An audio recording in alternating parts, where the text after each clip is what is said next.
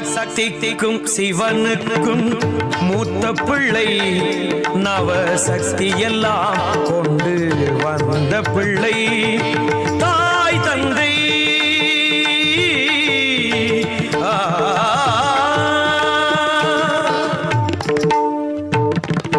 தாய் தந்தை உலகென்று சொன்ன பிள்ளை, அந்த தத்துவம் நிலைத்திட செய்த பிள்ளை, அந்த தத்துவம் நிலைத்திட செய்த பிள்ளை.